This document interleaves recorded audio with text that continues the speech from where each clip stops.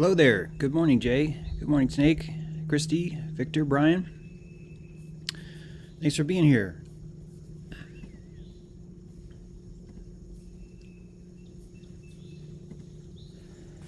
Let's see here.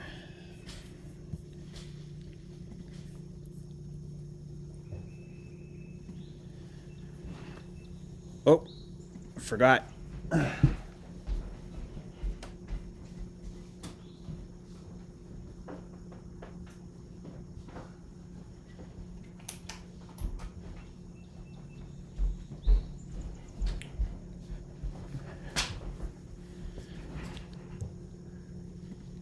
Good morning. Welcome. Today is show number 52. 52! A very fitting number, I think. Glad you guys could be here. I trust the audio's good. I'm going to keep moving along. Yeah, thanks for being here.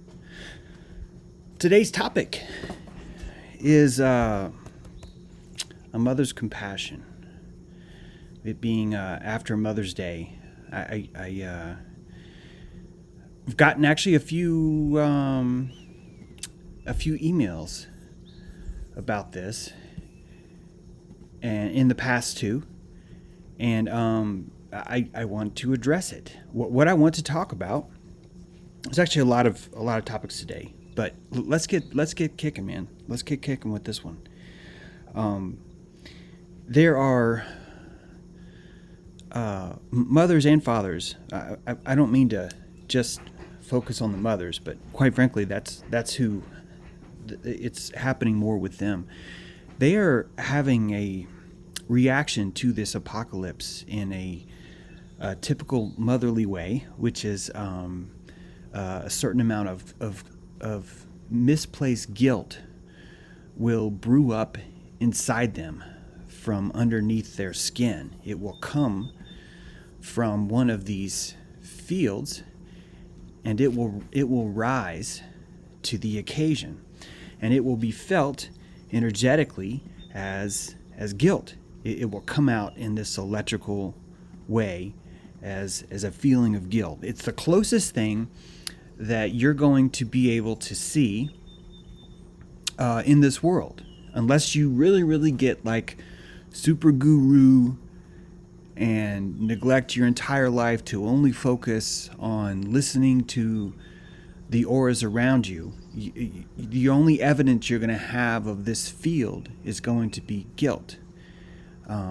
Certainly there are other feelings that show you your field: love, awe, sympathy, empathy, remorse, regret. All these are a fine tune of the electrical field. It's your electrical field is emanating a certain charge, and that charge feels a certain way. That feeling is going to be based on which field is coming out. Those of you listening, I'm just showing the same drawing that I've been showing a lot of a human body with energy fields around it. There are 7 eggs around this field: elemental, sexual, emotional, egoic, casual, task, and ancestor. These 7 fields are going to have different feelings of remorse or regret that come from them.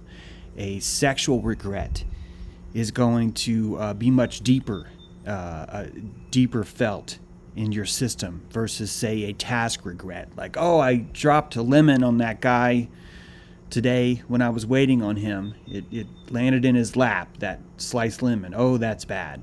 That's one thing versus, oh, I was having... Anyway, you get the picture. I'd like to apologize for my Mexican roof restaurant metaphor yesterday. Just wanted to point out I've gotten some notes on that too. So different levels of feelings are going to come from you based on where the energy is released, right? And a mother gives her entire being. All of these fields, believe it or not, all of these fields open up to the child. The child develops its sense of elemental, its charge. What is ground? What is positive? What is negative? It gets that from its mother. Its sexual field, it starts to build its gender bias as a direct relation from its mother. Its emotional field is going to be cast by its mother for a long time.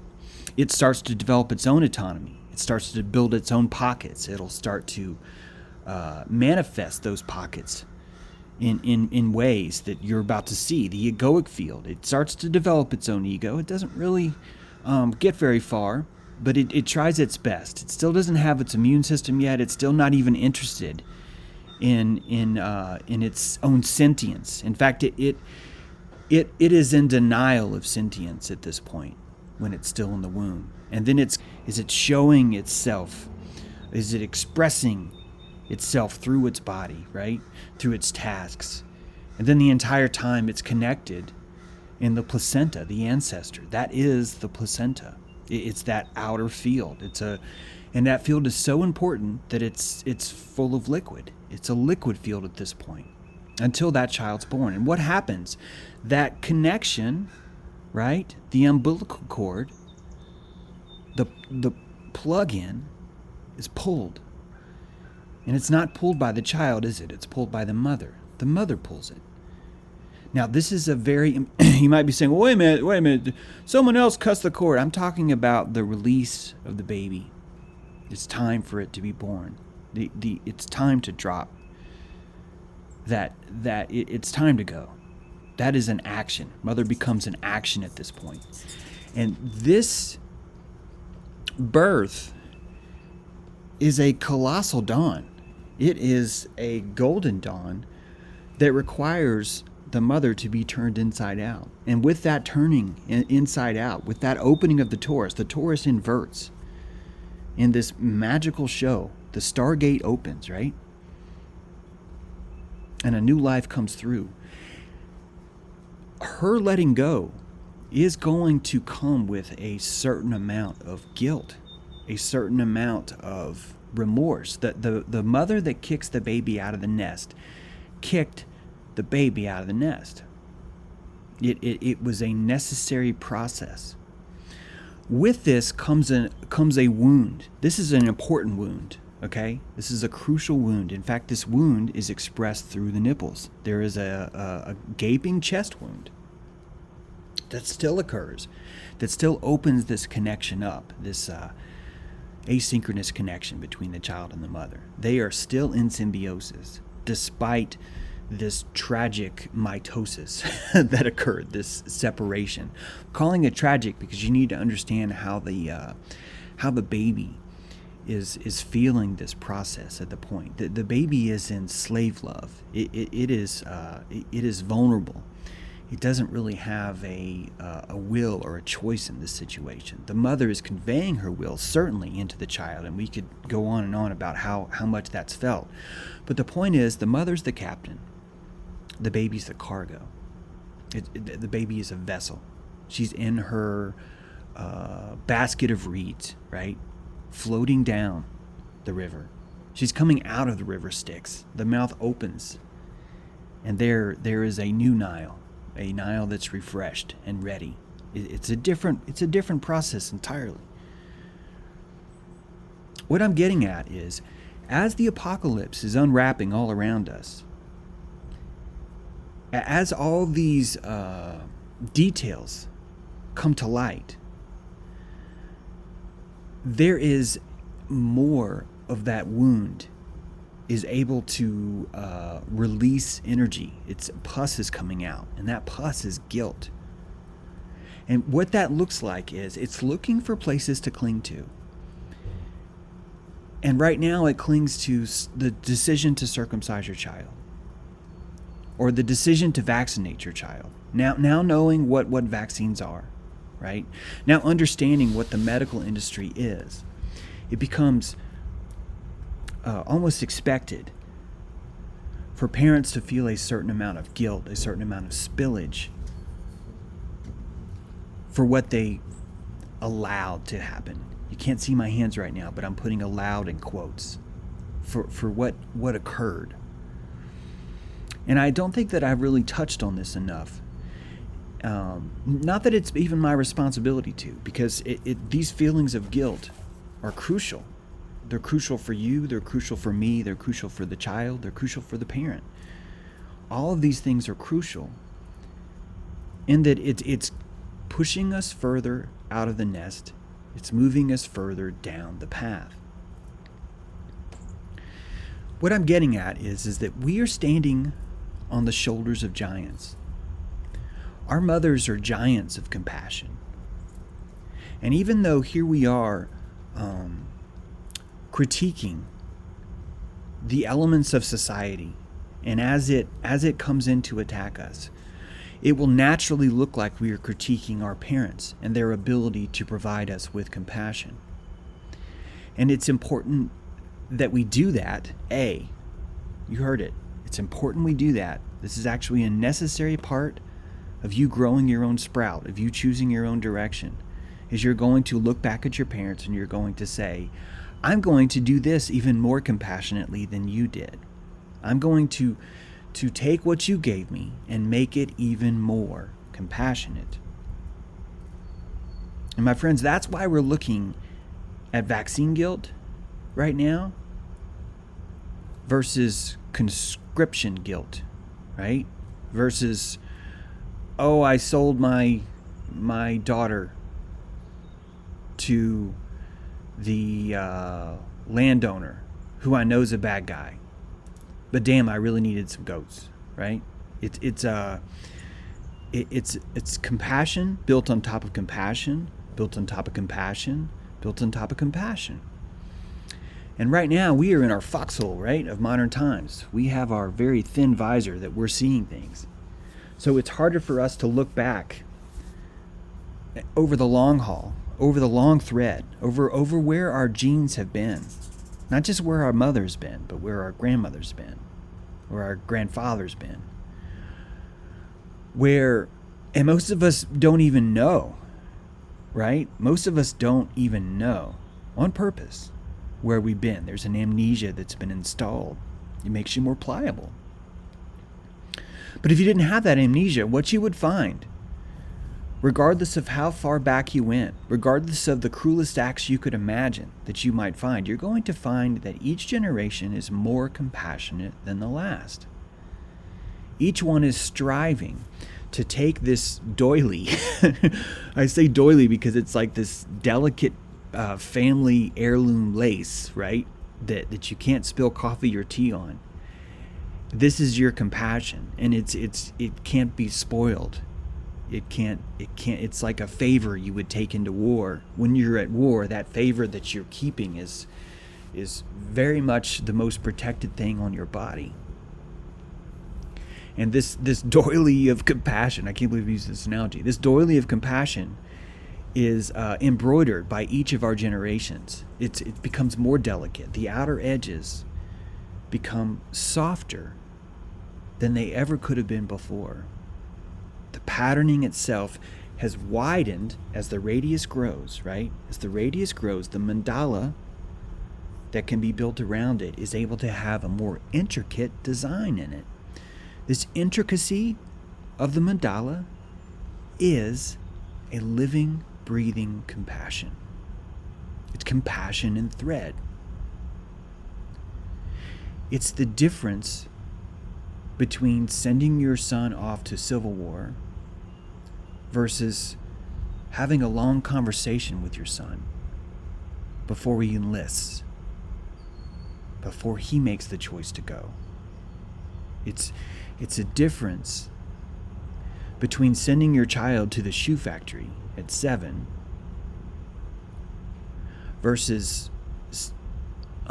driving your kid to work so he could work at the Hardee's restaurant when he's 15. Are we there yet? No. But stop being the little kid in the back that's like, are we there yet?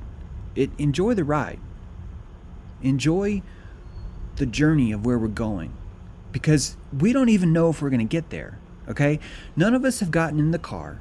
None of us. It's a myth if you disagree. None of us have gotten into this car expecting to actually get somewhere. No. If we joined Earth, if we joined Tribe Earth to get somewhere, why would we not just be there? Why would we have to log in, squeeze through our mother's cervix, and go through this entire experience if the whole point was to get somewhere? Why would we not just be there, right? You get this. It's that get there is Watiko. It's the psychopathy that happens when you abandon yourself in time. You're abandoning all of your sacrifice because every moment that you live is a sacrifice to time. What you're doing right now is you are sacrificing your time for communion with James True. You need to think about that.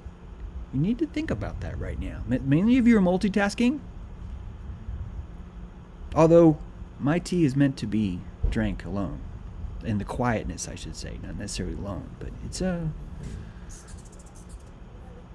delicate tea. That's why you guys have had trouble hearing me. Why? It's because there is a vibration in my voice that's asking you, can you stop what you're doing for a little bit and just listen?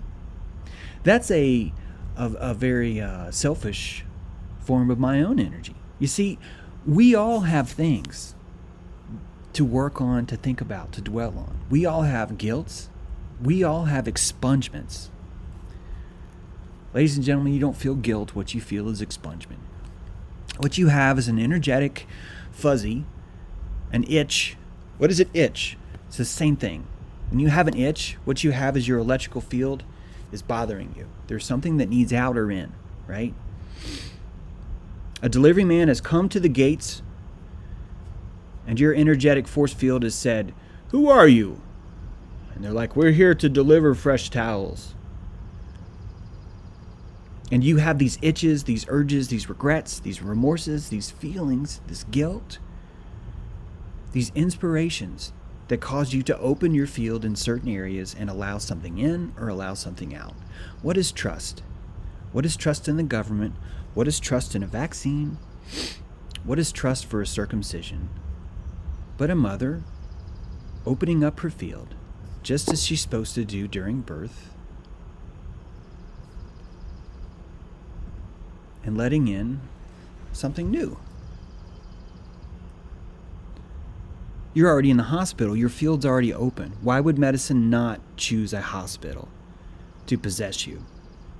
Right? When you go into a hospital, you're already asking for help. You're already telling the system, I cannot help my body. I need you to help. What are you doing? You're energetically carving your chest open through all these fields. You'll even get down to your sexual. It'll penetrate your sexual thing because you'll have a gown where your ass crack is showing.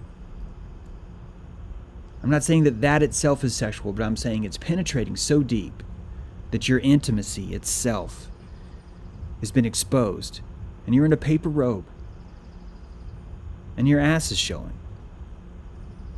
And the only thing keeping that field on is a string. That's why medicine does that. That's why they put you in that robe. Because when they put you in that robe, what is fashion?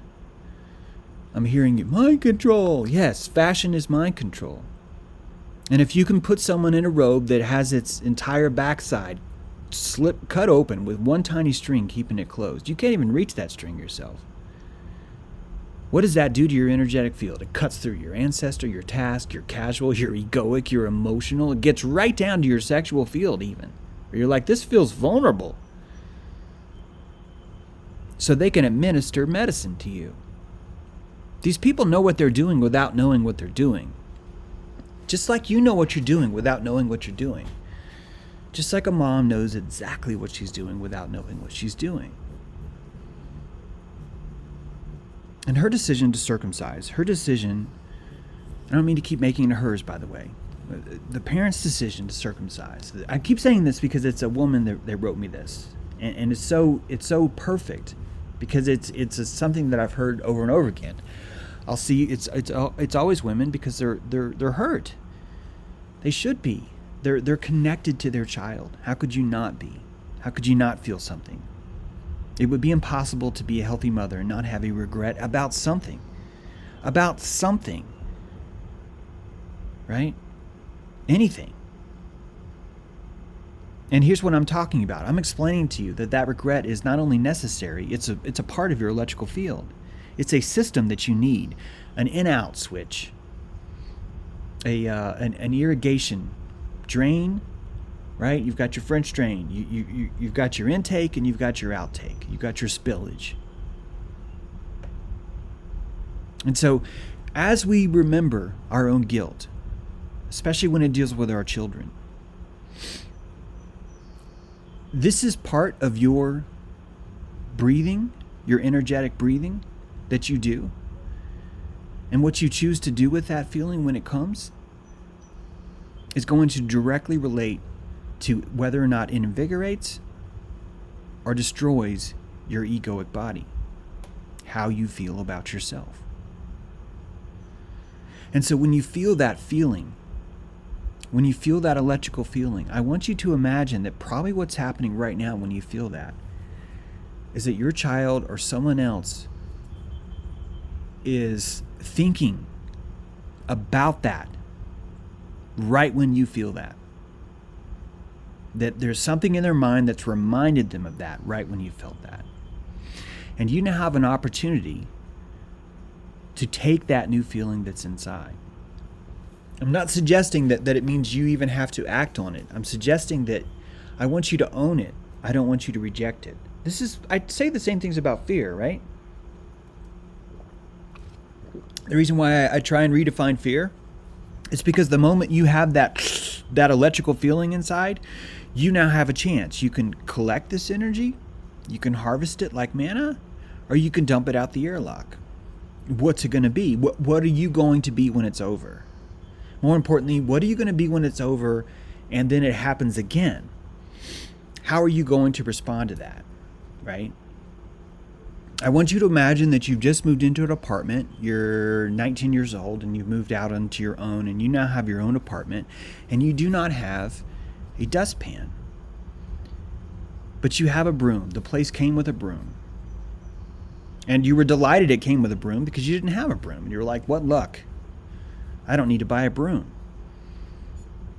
And you notice some glass breaks, and you use the broom and you sweep it up.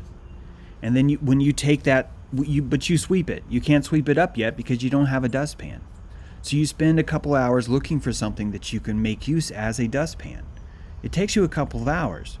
You've got a piece of cardboard. It's from that 12-pack of cans of whatever, but it's kind of too flimsy. It doesn't really do it. It's not quite long enough. So as you're pushing it, it's really just pushing the glass closer to your hand. You're trying a couple of different things. You're being resourceful. You're using calories to find a way to replace that. You finally get it all up. It takes forever. You have to use paper towel. Realize it's a really bad idea. The whole thing's just messed up. You finish, and then you think you're done. And then 2 weeks later, it happens again. But you still don't have a dustpan.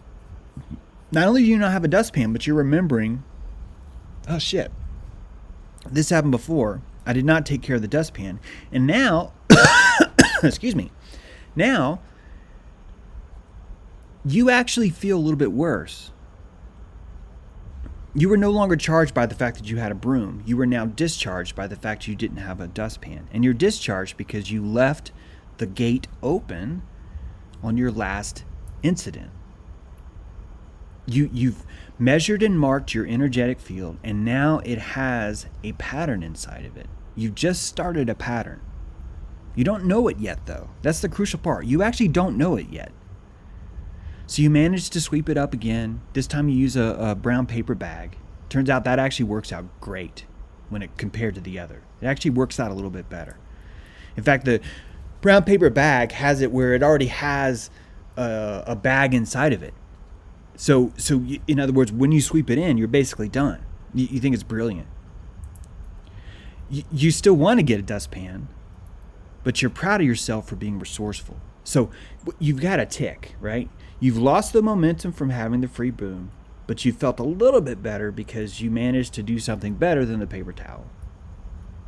I hope this is making sense, because what I'm trying to show is that you're not fixing the hole. You're smoothing the edges of it. You're smoothing the edges for when this happens again next time. You're reacting to the lack of dustpan. you will always be reacting to the lack of dustpan.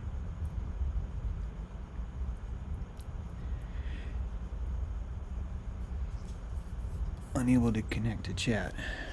You guys still hear me? It says unable to connect to chat. Let's see. I'm going to assume everything's okay, but I am reloading this page.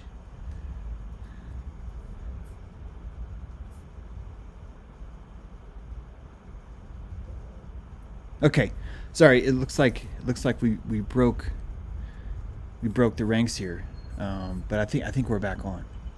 That hole that you feel, it's going to stay with you forever.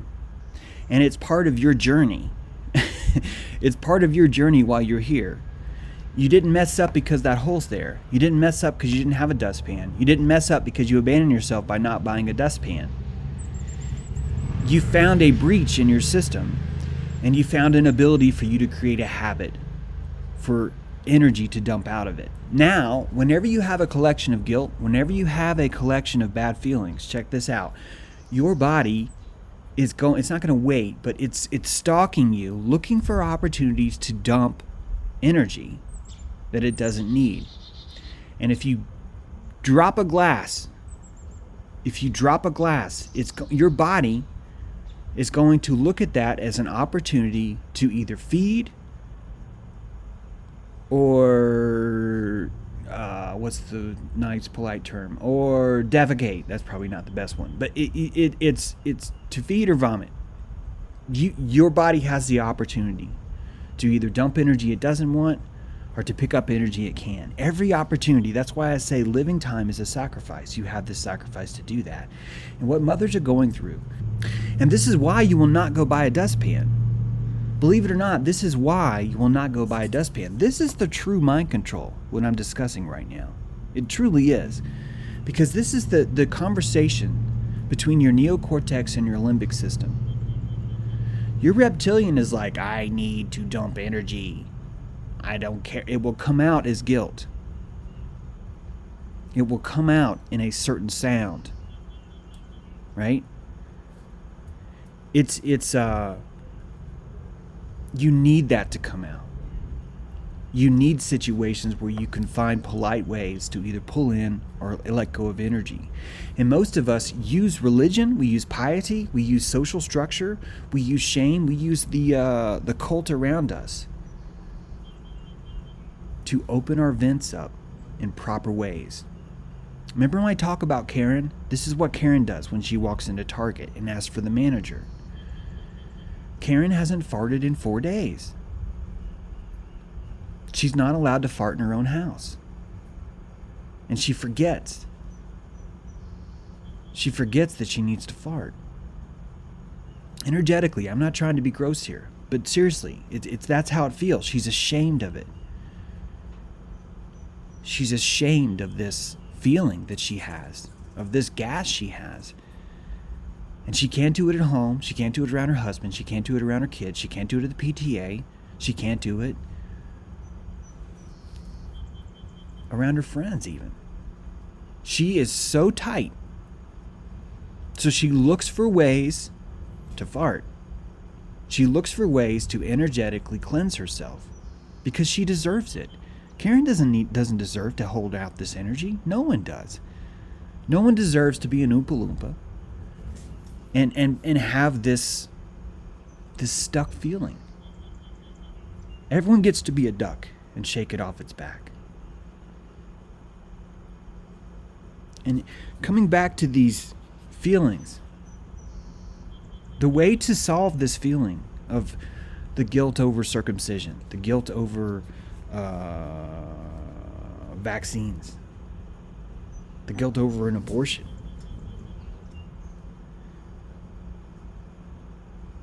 is to understand that deep inside your body, there is a prana economy between your reptilian and your limbic system, between your mammalian brain and your existence, your inner instinct.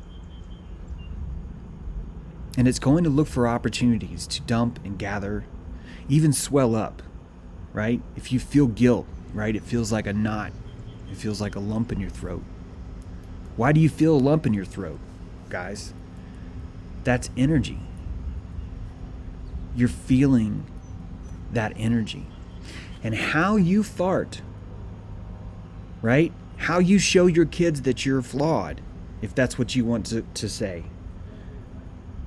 How you show your kids that you are human too is going to directly feed them. The mistakes that you made, the mistakes that you did not make, are going to directly feed them when they watch you fart. When they watch you, how do you deal with it? Are they going to watch you be a Karen and walk into Target and ask to speak to the manager? And then as soon as the manager comes out, just fart? Or are they going to watch you be compassionate with yourself? Because when a child watches the parent be compassionate with herself, they learn, oh, wow, I didn't know I could be compassionate with myself. That's pretty cool. That's profound, Mom. That's profound, Dad.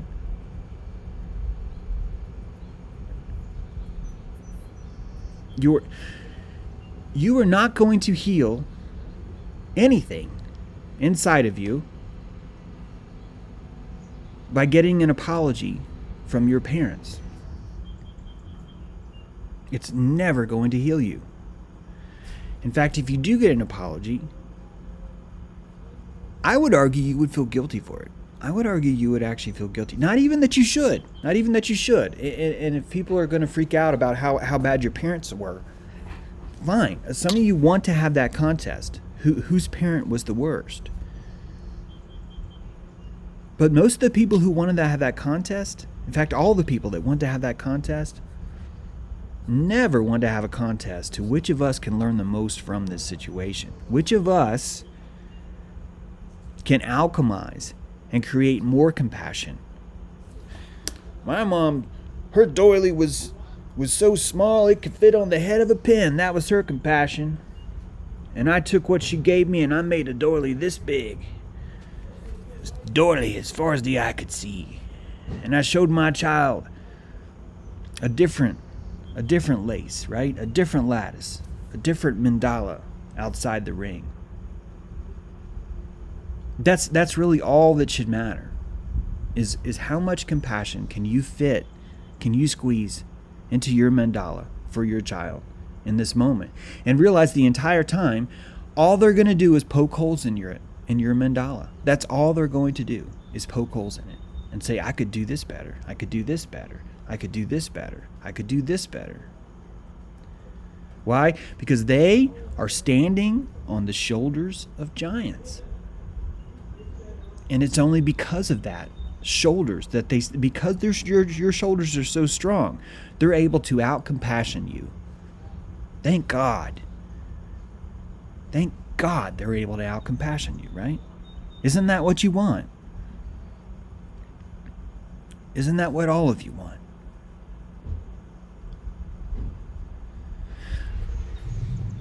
If that is what you want, why is it important to you to apologize to your child for being compassionate?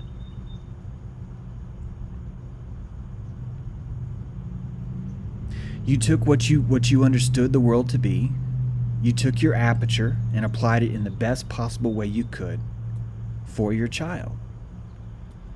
That sounds fucking stellar to me. In fact, the fact that you could do that, here's what's stunning. The fact you could do that and now look back at vaccines, the fact that you could look back at your own decisions and have enough compassion to see that they could have been better is freaking mind-blowing. How intense that is. And that compassion that you have right now, that you came from, guess what? It's not even yours. It was built up for tens of thousands of years and bequeathed to you. It was handed to you. It was saying, I give this to you by the ones that came before you. Why is this not working?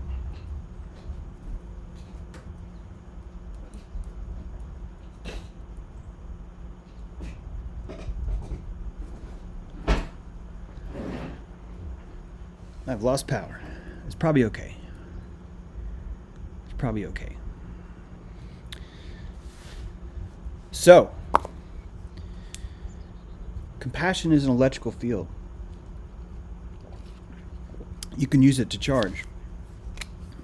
Or you can use it to destroy your energetic field and be less compassionate because you're feeling guilty.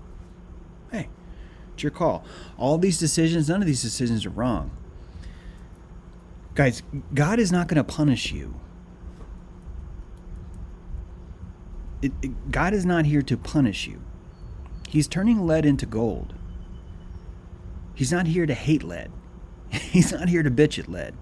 He's not here to pull it into an eternal damnation and put it up on a cross and fucking jab it with swords for eternity.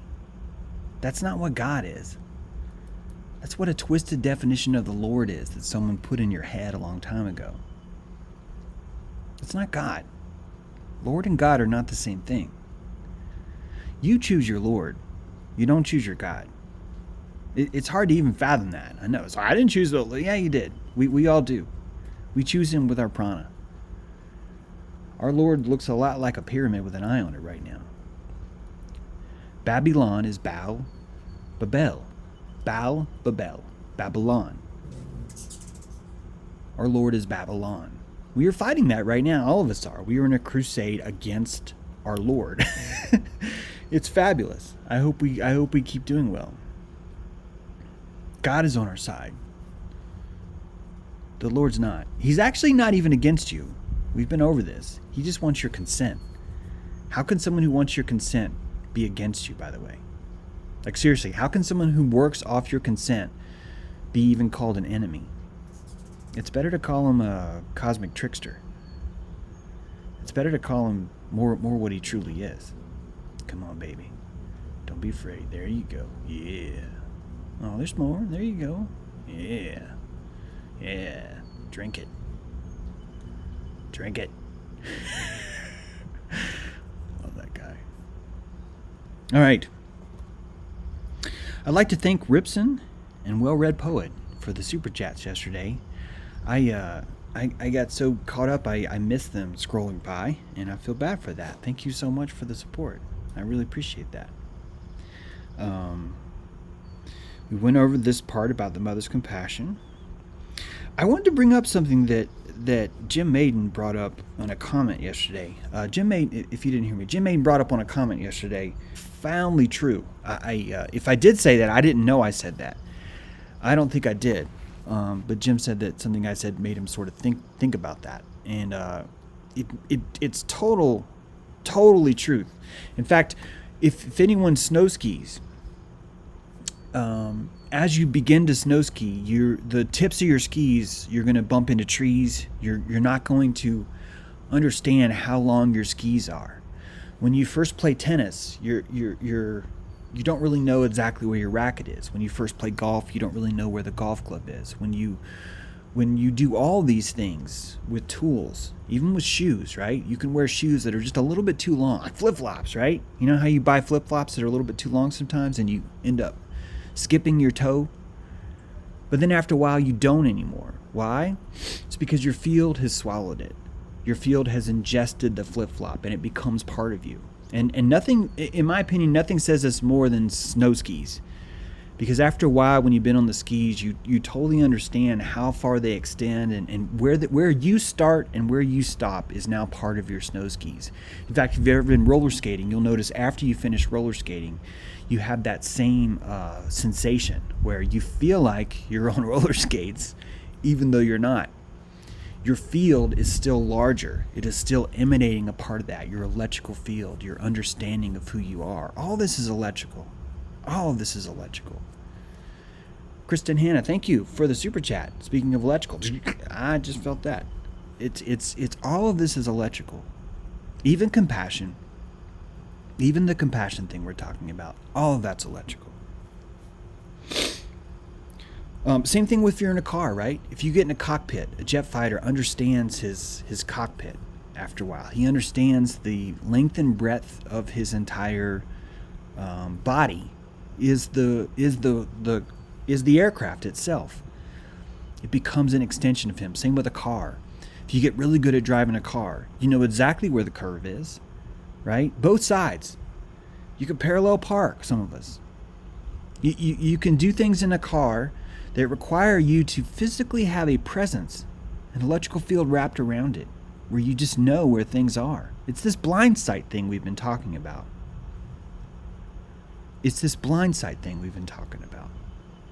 But it extends further. It extends further past that. Super chat, Simon33, you can't handle the truth, 33. Thank you. And you know,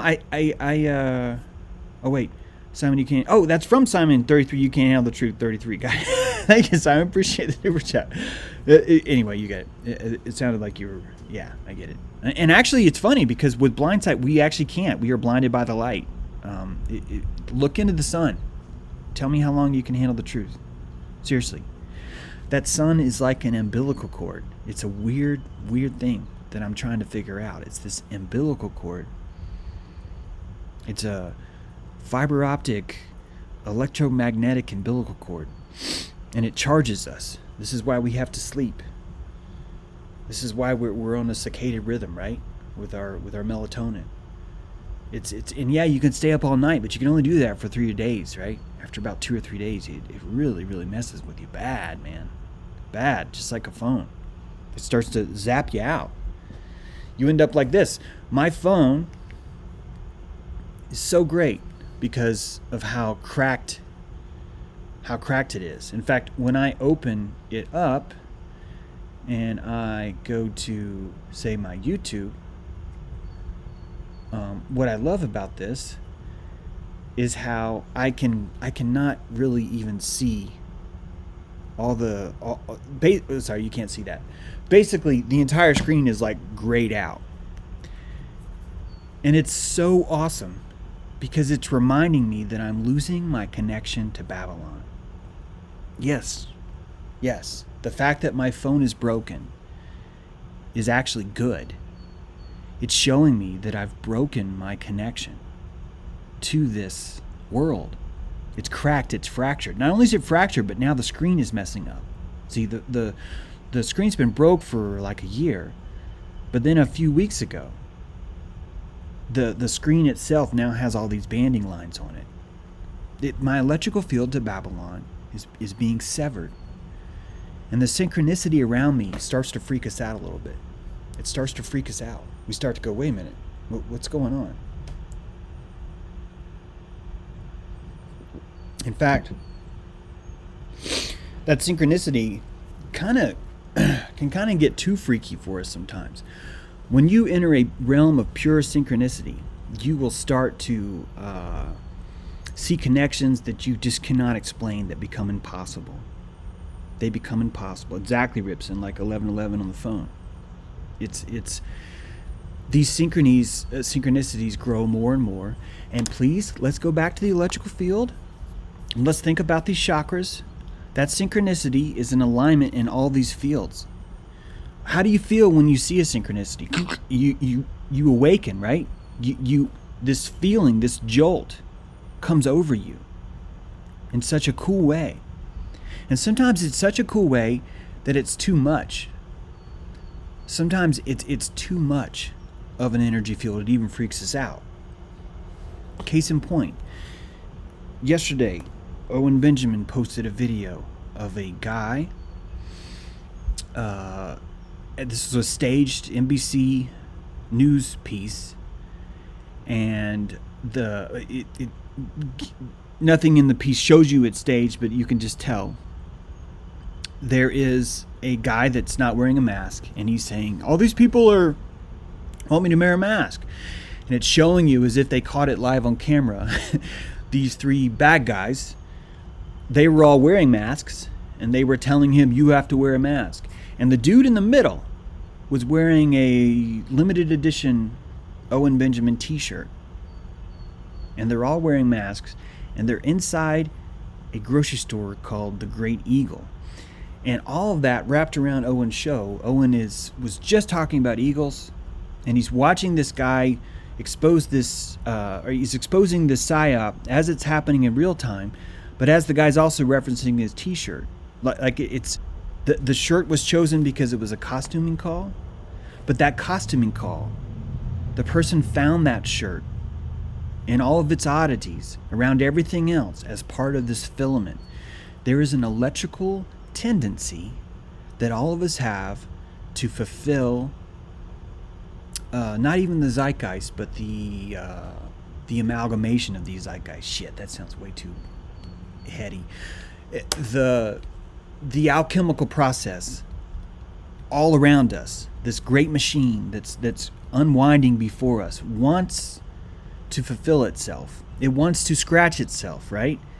It wants to fart. It wants to have a transfer of energy, and we help it along whether we want it to or not. Why? Because there's a spark gap between our limbic system and our neocortex. We have two towers inside of us, and in that spark gap is no different than quantum entanglement. And we have tendencies that are suggested to us on such a subtle level, like a low form of energy that you can't really detect but is still felt, that we will fulfill certain filaments if the energy's right. And what I think is happening with Owen yesterday is that synchronicity. That's an element, a fiber optic element, a filament, I should say, a filament that's been in the universe the whole time, that's sparked and lit up. And by Owen seeing that when he did, he was just seeing the filament light the moment he was looking at it. It's a form of kismet luck. And it's so strong that you're like, what the fuck was that? What the fuck was that? And it makes you react in a certain way where you're kind of overcome by it. You are sort of like, what is going on? And I'm not here to explain it. I am not here to explain. Here's how it works. All I can point to is these chakras, these energy systems. And all I can do is say that when you get in I know you guys know this, when you get in the zone, I mean deep in the zone, things start clicking for you. Luck starts happening to you. Massive movements occur in the universe that form themselves around you. Ladies and gentlemen, when I was married, I climbed the top of Grandfather Mountain. And in the middle of the ceremony, on the way up, it was the sunniest, most beautiful day I've ever seen. The most beautiful, powerful mountain in the world is Grandfather Mountain, completely covered in white quartz. And on our way up that mountain, the sky went from the bluest blue I've ever seen to the blackest black I have ever encountered. Ever. And in the middle of the ceremony, lightning from Thor's asshole was screaming from the sky. And it was hailing. The biggest white balls of hellfire were pouring down. My soon-to-be wife's aunt was screaming, not kidding, "We're gonna die!" as she ran for the car. Our ceremony that was managed by a Native American, she stopped the ceremony at the very end and said, it's just, we'll finish this at the bottom of the mountain, inside. I never get to tell that story because I know what people will think when they're listening to it. They'll be like, okay, so you control the weather. Okay. No, I don't fucking control the weather. But I know what the universe is and is not. And I know that this bullshit rumor that this is all a bunch of balls bouncing into each other in a giant pinball machine that has no feeling whatsoever is complete bullshit. None of it adds up. And I know that when I'm in the zone, whether good or bad, whether I'm making a good decision or a bad decision, when I'm in the zone, the universe isn't talking to me. It is talking to me. It is saying, I am the universe. Things are happening. That's how strong it is. And that feeling can freak you out, man. It gets intense. And years later, I'm still like, what the fuck was that with my wedding? Like, what was that? And if you knew what happened in my marriage, you you would be able to go, uh-huh, mm-hmm.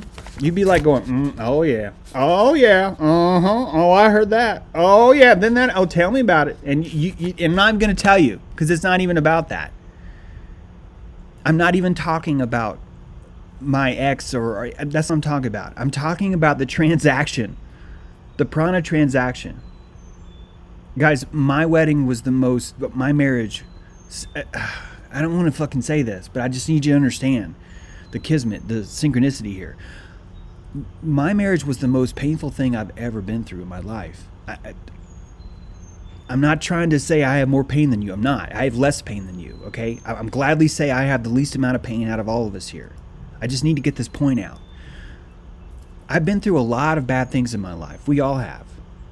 My marriage was the worst thing that ever happened to me. And I'm not going to tell you why, because it's not the point. But my point is that if you can just hear that long enough to also hear what was happening in the sky with the hail and the lightning, the thunder, the fear, the fact that the Native American was like, this is too much energy. The universe wasn't telling me something. It was bitch slapping me, saying, are you sure you want this? And I was like, I do. Are you sure you want? I was like, I do. And the universe like grabbed me by the coat and pulled me right up to her face and said, James, are you sure you want this? And I was like, I do. And that's why I am who I am now. Because I said I do. The universe made me say I do. It's like, you were not going to get away with blaming this on me, is what she was saying. Guy was like, I am not letting you blame this on me. You are the one who did this. Say it. Say I do. It's like, I do. Say I do. It's like, I do. That is how this world works. That is how all of this works. And it's scary, because it should be. You're damn right, gift from Ball, Sean. Damn right. Massive gift from Ball. I missed some super chats there. Thank you, Chris Jones. 9/11. I love that transaction. I love it. Way to turn it. Don't get too excited, James. It's only Thank you, Kieran. I'm excited just to see your name. Thank you. Thank you, Kieran. And Amy Plana, I think I said you, Amy. 999, did I? Oh, yeah, I did. Thank you, Amy. I feel like a big point of this apocalypse is to sever our connection with Babylon. Why are you sorry for donating, brother? Anthony, why are you sorry? Thank you. That's awesome. That's fantastic. Yeah, I don't think it's even to sever. I think it is to sever, but it's not like our goal is to be severed. Our goal is to be coaxed and prodded, and then to reach our own conclusion to sever. In fact, one of the hardest things that's coming, my friends, is that Babylon's been hard on you to breed your consent, to pull your consent out of you. It's been treating you like the scapegoat.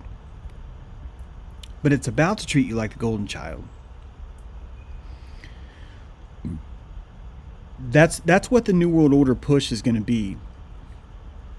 All these forces against you have been showing you the evilness of Babylon, and they've been using that to extract your consent. There is phase 2, my friends, and it is harder. It will separate the men from the boys. Because phase 2 is when Babylon loves you, and she wants your consent. And that's a much harder game to play, because you're going to learn what it's like to be on the pedestal, not just the pit. We're thrown in the pit, we give our consent in exchange for relief, right? We're put on the pedestal. We will give our consent in exchange for not being taken off the pedestal. And that truth is coming. It is. It's definitely coming. It's part of why we're here. It's part of why we're here. We're here to refine and define ourselves. We're here to say, I'm trusting to the world but to a point, right? We're here to say trust is a discernment, is something that should be earned, not bequeathed. I've been taught since I was born I'm supposed to give my trust away. I'm supposed to regurgitate. I'm supposed to take my mother's milk with no questions asked. I'm supposed to do my pop quizzes. I'm supposed to answer the call. I'm supposed to respond to a bell. I'm supposed to respond to commas and numbers on a paycheck. Commas are what I'm supposed to respond to. I'm supposed to believe what the government tells me. I'm supposed to follow obediently and give my pledge of allegiance. And then those of us who are initiated turn and we go, there's more. There's a level 2. And all the level 1s are like, well, you're insane. And level 2's like, yep, that's the price of entry to the door. And you start to realize, I cannot trust everything they say. I cannot trust everything they tell me, nor do they have my best interests in mind. I am responsible for my cosmic egg and no one else. My perspective is actually more valuable than someone else's decision about what my perspective should be. These are all steps of this necessary discernment. And if it takes a hailstorm, if it takes a t-shirt on NBC with the Eagle store, whatever synchronicity it takes to get you to see that what we've been told about this world is not what this world is not what we've been told. Those are the invitations to come upstairs, to go to the next level. And those are the invitations that are hard. They're the invitations that are where I was like, I do. Are you sure you want this? I do. Are you sure you want this, James? I do. That is you going to the next step. Rising up Jacob's ladder. And I can't believe I'm even talking about it. Because I'm the man who has done nothing but warn you about Ascension programs is telling you he's on Jacob's ladder and he's on the 3rd rung. Building 7 was the 2nd rung. Vaccines were the rung before that. Being told while I jump off the high dive, I masturbate. That was a rung for me where I realized I can't trust Happy Craft. I can't trust my friend who told me to say that as I jumped. All of these are important steps up the ladder. And how we deal with our guilt is going to be directly related to how much we grow, and more importantly, the shoulders we make for those who stand after us, right? Because we are standing on the shoulders of giants, and we want others to stand on our shoulders too. I am going to have to end the show because my power, I have this cord that I plugged into the wall into Babylon has shorted out. It started right when I plugged it in today, and I'm losing battery life. I wanted to go into a couple more things, but I need to wait. I'm going to at least say, is this up? Let me see here. Yep, this is up. I want to at least say that, ladies and gentlemen, this statue called Disillusion. Can you guys see that? Let me scoot it over a little bit. This statue called Disillusion. Whoops.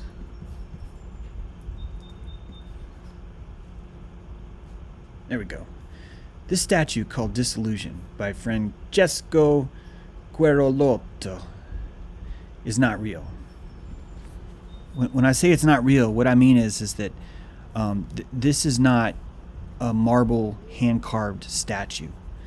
And I realize that it's hard to accept that. This is a 3D print from a long time ago. This is from last generation's 3D printing technology. And it's not the only one. There's a lot of these. Guys, I've carved marble before. You can't carve marble like this. It's not, and don't tell me, oh, it's about your skill. No, it has nothing to do with skill. I'm talking about you physically cannot turn behind the piece of rope and carve that marble. And it's just one of about a billion other examples that we are not the first ones here. We are not the first ones in this sandbox. And I wanted to bring that up in relation to, because see, I was talking about mother's compassion, right? You get my theme? And then this image of La Pieta. The story goes that that Michelangelo came in after this was carved, and secretly at night and carved his name into this. You can't see what I'm. There's a strap around Mary's shoulder, and in that he was carved Michelangelo. And I'm just putting this together now, but that La Pieta was a 3D print, a marble print. Beautiful. One of the most emotional pieces I've ever seen. Got me into sculpture. I actually started buying marble and carving it. In fact, the place where the Georgia Guidestones are is actually the only place in America you can get white marble. It's interesting. I've been there a lot, only because of the marble going. But this is not done by traditional hand tools. It's not. It's one of many things. And I want us to get into that. I wanted to get into a little bit here, but with my battery dying, I'd rather end the show and not have to lose that momentum and ruin the show over battery. I'm going to have to get another cord. If that does take more than a day, there's a chance you guys might not see me stream tomorrow, but we will find out. I will do my best. Thank you for joining me today and for episode 52. And go out there and do great things and realize that you are standing on the shoulders of giants because you are a giant.